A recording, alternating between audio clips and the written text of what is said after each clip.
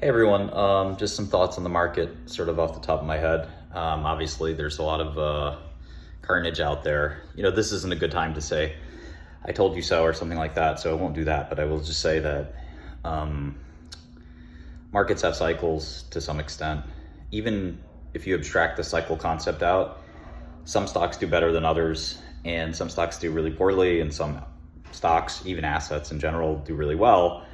And I think the job of an investor is to sort of seek out the companies that'll do really, really well, or the assets that'll do really, really well in that specific asset class, but also to seek out the assets that won't do so well in that asset class. And so I was fortunate enough to sort of start investing around the time of sort of 2 cycles ago, which was around March of 2000. And in that cycle, I learned how to short sell because it was the only way to make money. It was the only profit center. So when you make trades or investments, you want to sort of see what else is working, and what was working back then and what's working right now is shorting. So if this is your first time, if you've never shorted before, this could be a good time to learn. There's plenty of cryptos, stocks, etc. that have a lot more downside. It's your job to figure out which ones and try shorting. And one of the things you'll learn over time, I think, is that it's better to have cash, longs and shorts, all 3 assets, to diversify your portfolio. If you're smart, you can make money on the longs and on the shorts, and then hopefully, the cash is there just in case you think you can have, eventually you'll have sort of an opportunity to deploy that cash in a position.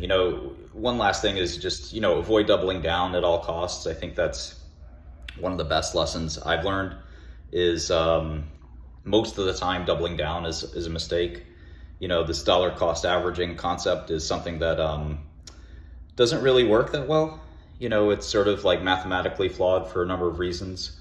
The only reason it could work is if you have extreme conviction on an idea or an investment. So if you're 100% certain or 90% certain or what have you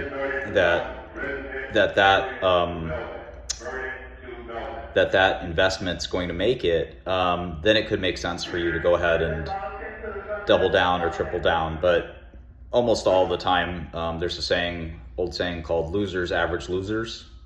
And basically what that means is that, you shouldn't be averaging down on a losing position.